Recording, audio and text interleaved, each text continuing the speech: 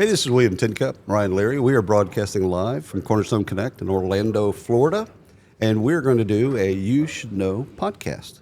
So, introduce yourself. I don't have my name tag on. Forgot her name. I never looked it up.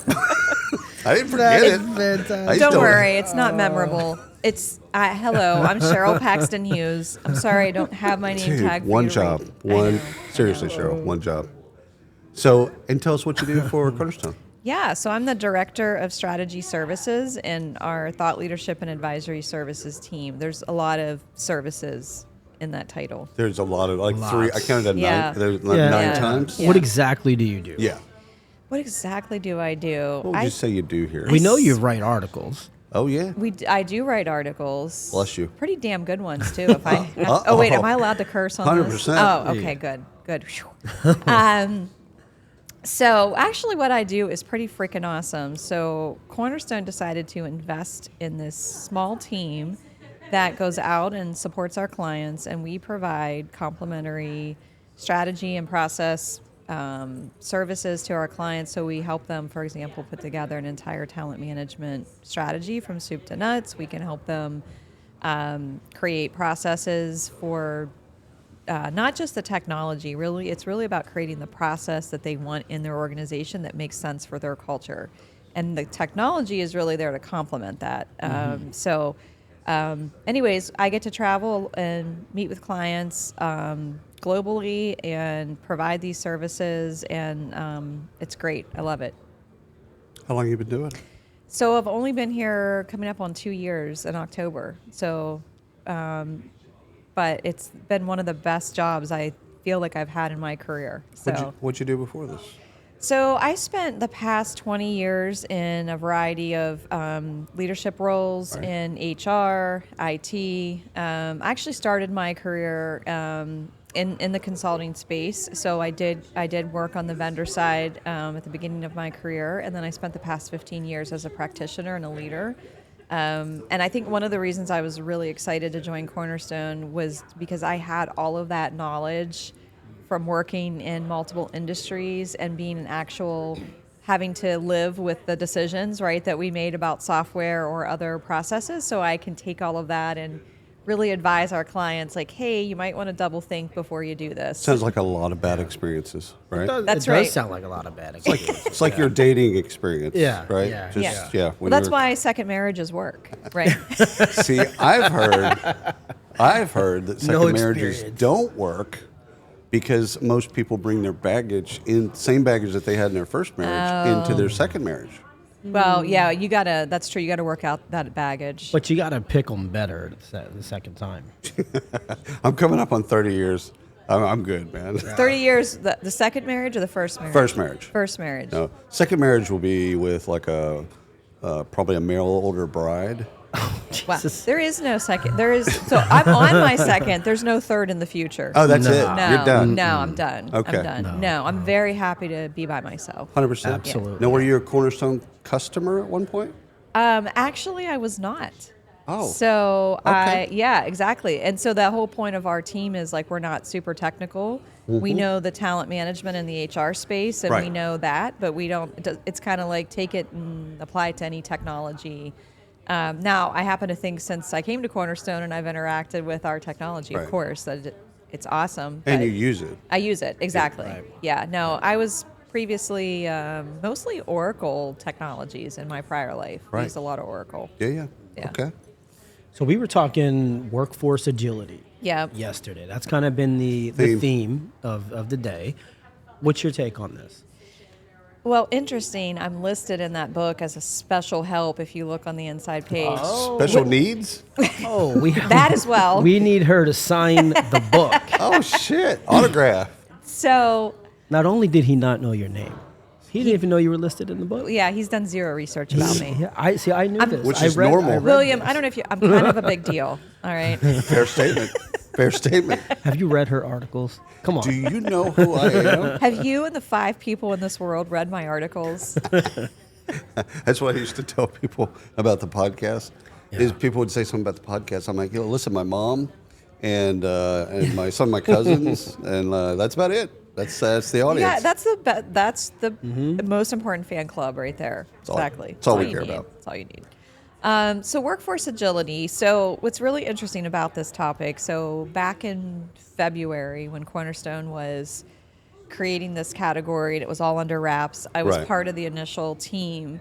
And my team is really responsible for what is the research behind this. And I thought it was really important that we didn't just create our own definition of this from thin air, because I'm Right. like, this has to already be out there. And I didn't want it to just be about technology. I wanted it to really be about the space. Right. So I went and spent like an entire weekend combing through academic research, and I found that there are tons of studies out there that are trying to measure this and really understand it, how it influences corporate culture, yada, yada, yada. So our definition of this around it's not just the idea that you can respond and adapt to change, because I Right. feel like that's like, me, you know. And Yeah, but the more important part of the definition is the idea that you can exploit that change as a competitive so it's not just, I adapted to this thing coming down. It's like, no, like I actually looked at it, I was excited about it, and I was figuring out how do we use this to our advantage. And the first thing that comes to my mind, and this might be a planned question, Ryan, so I'm kind of like already leading the, horse, is and the fact that you referred to Ryan because he's more of the adult, I appreciate that. Yes. Absolutely.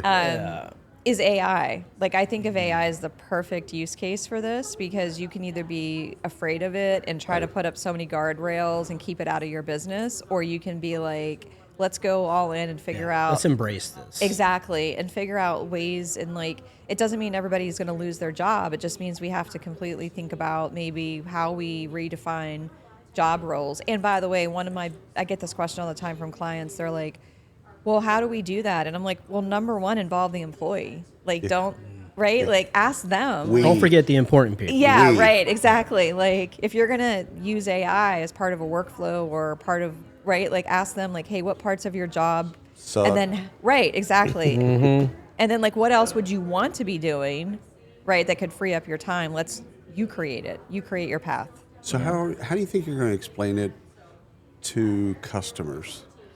So we've already been out talking to customers about this, and I think the idea here, if you think about change as being the anchor, right? When you're explaining it to customers, it's like, then do you have the people, systems, and processes to make those quick changes? So, for example, if I wanted to stand up a new product in my organization, instead of staffing it with the regular ways that we would do that, by going to people maybe in that department or going to Mark, whatever, like, am I able to just look at skills across, like, what are the skills I need for this project, and then not the titles, but who in the organization has those, and how do I quickly assemble a team and pull them together and throw them on this project? So the assessing skills part is really fascinating to me.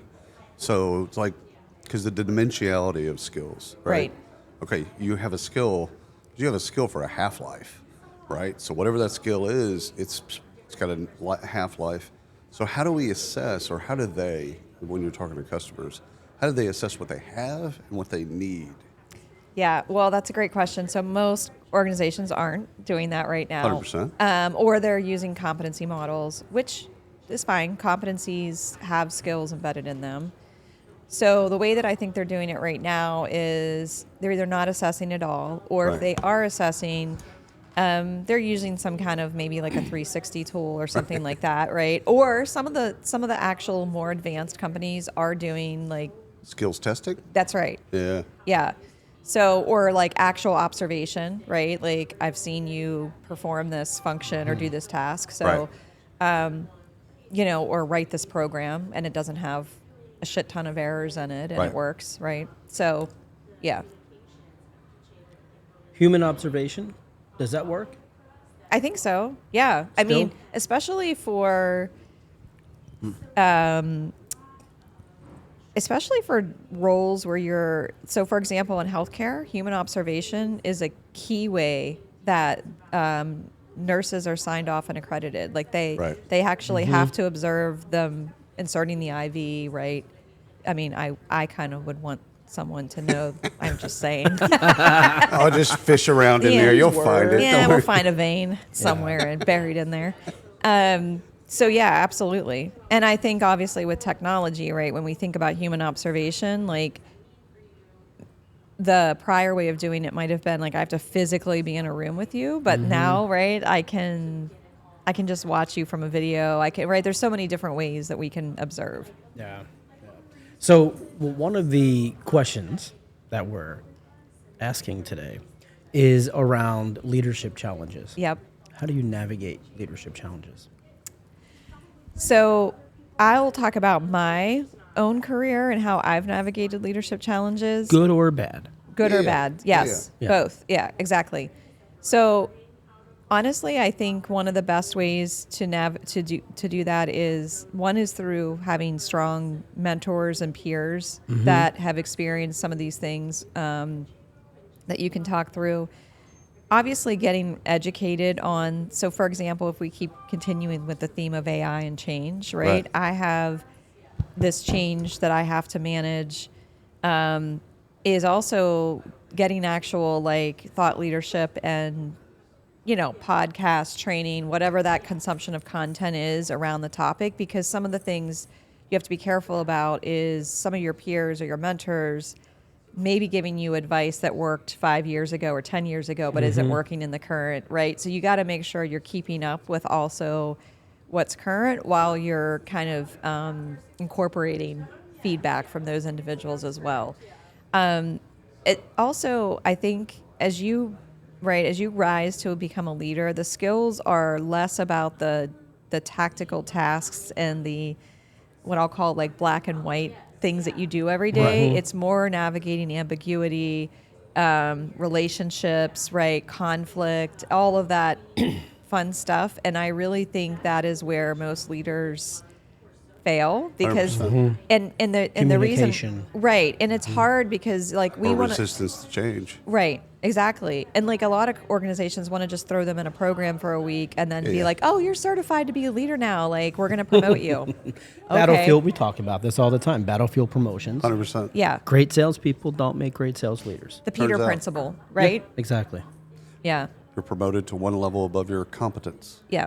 Yep. Yeah, exactly. And for most people, I don't even think they want the responsibility. They just want the pay. So I 100%. also think like we have got to figure out pay. Like it is so Yeah. historically. Oh. Yeah. This is an interesting topic because I know a couple of people who took promotions into management. Yep. For pay. And for pay. Right. Exactly. For pay. And then they say, I'm done. I want nothing to do with managing people. They come back down and they take the demotion Yep. as well as a pay decrease. Yeah, I wouldn't manage employees to save my life. Yeah. Yeah. But how do we continue to increase pay if they're not managers? Well, as entrepreneurs, we just make more money. So, not that I want to Yes. advertise another podcast on a podcast, but Oh, there was a 100%. fantastic episode on Freakonomics about this. And Do tell. And one of the suggestions was that as a society, we're so wrapped up in titles. Yes. And that's why, like on a resume, right, you got promoted. But what if you could just get pay increases for being, like really good pay increases Yeah. for doing, and what if instead of a resume of titles, you just have a resume of, hey, my salary increased from to show 10%, exactly 10%, like yeah. that you're like, yeah, exactly. Well, the founder of Sky Hive was explaining yesterday, because I don't know who asked him, but basically he said, listen, take all your silos, throw them out, and look at people with like skill clouds, yeah, and then pay people based on the skill clouds. exactly. Right. So if the skill clouds, to your point, if skill clouds keep increasing and they're in demand, etc., then you get paid more. Right, Take all exactly. the race, gender, all that stuff out. The skill clouds don't have any of that. Right. Right. And instead of measuring your success based on title and scope, you're measuring it now based on I've been able to increase my wealth, right, based on my skills. Yeah. What does That it should take be to fair. get there though? I think people have to die off. Mostly, No, true. Mostly Yeah. men in leadership positions. I think they just have to die, and because I think that most of it comes from the military complex, World War II. Yep. and men being in power. still there. And they're still there. Whether or not we like, no, I hate it. The fact that they're still there, they just haven't died off, but they've also infected Gen X. I don't think Gen X has had I don't think they've had the impact on millennials as boomers had on Gen X. So I think we do have the ability to change. Mm-hmm. And once more women are in power, now they'll they'll make mistakes. They just won't be those mistakes. What's really interesting about that, I was talking to You're going to kill off a bunch of men? well, I mean, it is on my to-do list. Dexter. I might be nicer to my husband if I went on a spree. I'm just saying. Might get some aggression out. I think what's really interesting is women. We know that women by default are more collaborative than competitive in nature when it comes. So it totally makes sense to me. You get a group of men together, especially at an executive level, and it becomes nothing but a competitive, right? Yeah. So Measuring now contest. exactly. Yep. I didn't want to say it, but you said it, William. So 100%. thank you. No worries. And it hit me because I was with a group of Cornerstone women right before a client. We were going to visit a huge client, and I noticed, I sat around and observed, they were all taking feedback. They were all collaborating on the approach we were going to talk to the client. Like, it was not a how dare you, like, you don't need to ask me that, I got it. Like, it was a very different, and I thought, wow, we're going to have a better product for the client because we're all 100%. sitting here collaborating. We're not trying to compete with each other. That's right. That's right. Yeah. Now, I've seen the worst of women in the sense of being petty. Yeah. And so I've seen that too, but Yeah. it's not as prevalent Yeah. as it is with men. Yeah.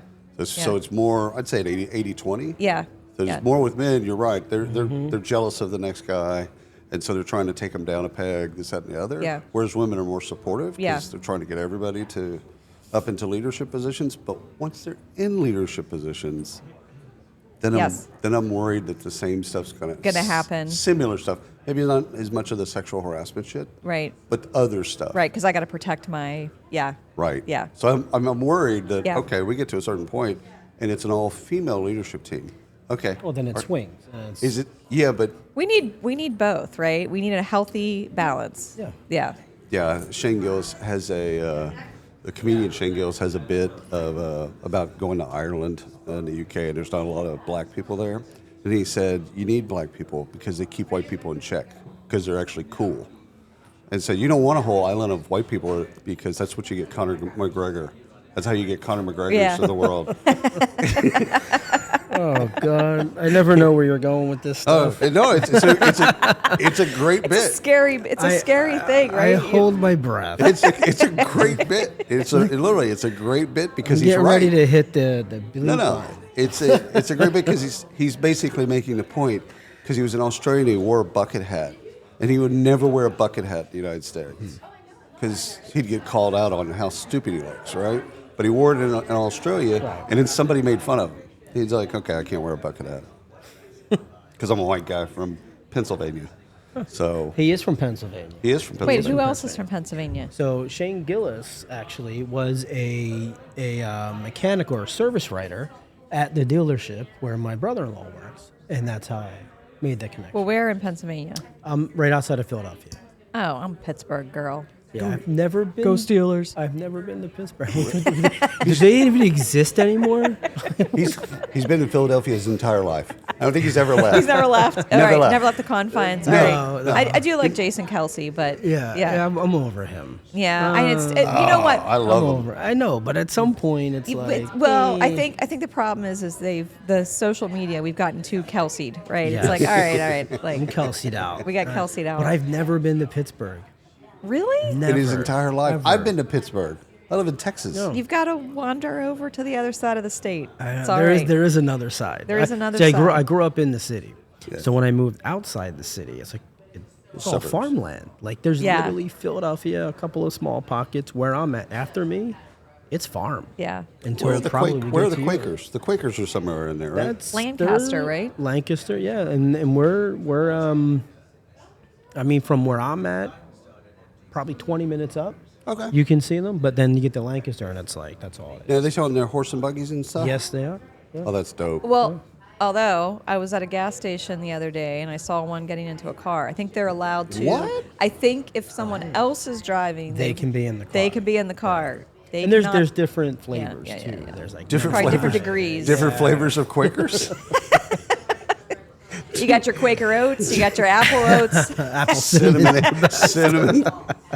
See, I don't think they're gonna publish this episode. no, they absolutely will. We're going to get a lot of stuff cut out of here. No, not at all. Oh no, there's no editing. No, there's no editing. No, that's not how we work. So, last thoughts on agility. Where do you think it goes next? I think so. I mean, from a number one, I think this is such a concept that is needed, but I also think it's so new to the market. I think a lot of people are still trying to kind of wrap their heads around it and then think about like, yeah, that all sounds great what you're saying, but how do I'm never going to get my organization to move. And I think the idea is you don't try to boil the ocean, right? You maybe you're not going to get your entire organization, but maybe you can start in like pockets of the organization where there is maybe transformation or more collaboration that needs to occur. It's the same concept of becoming a skills-based organization. It's like, it's a lot to bite off the end, especially if you're a large company, right? Or you have a lot of change resistance. So as far as the product goes, like Cornerstone, I mean, I think AI is just going to keep getting better, and I think it's going to get more incorporated. I mean, I think one of the biggest use cases and like what we hear from our clients is around performance management. Right. Like people want that puppy Yeah, please, to be please make it better. Exactly. Please don't make me have to think about what to write or ChatGPT, we were talking about this yesterday. ChatGPT writing performance reviews. I'm Yeah. I love it. I would Yeah. absolutely use it in a heartbeat. yeah. And I wouldn't even edit it. I would just whatever it said. Because it said it better than you were I going to say trust it. the engineers. Yeah. Lori, you are awesome.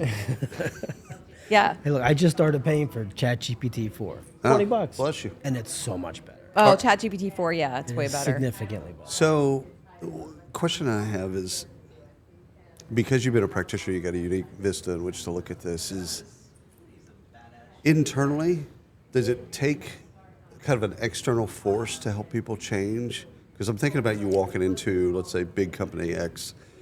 Well, can't say that anymore. Okay, big company Acme. Shit. So Big company X. Big company Acme. They've been doing things for the same way for a long time, and you say, "Hey, listen, we've got to do this whole workforce agility. We got to look at skills differently. We got to use AI to look at this." I could see them looking at you, going, "That sounds like work." Oh, for sure. So, for sure. Does it take another person? Does it take a consulting team? Does it take what does it take for them to then go, "Yes"?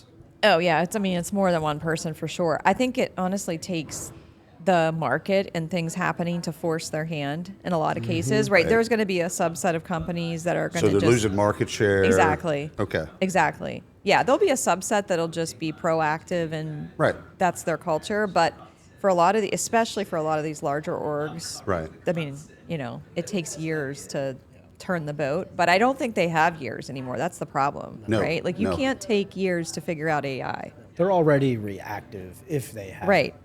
Right. So, so I think it's market forces. I do think sometimes too, like especially depending on the HR and people team, if they're really in tune with the business and they have good relationships in the business, they'll be a bit more like, because they'll be able to bring people from the business on board, right? That it's going to make sense to the business. That's the thing, Oh, right? 100%. Like they're going to be like, yeah, we should have been doing this yesterday. Well, most of them. Right. So, yeah. Right.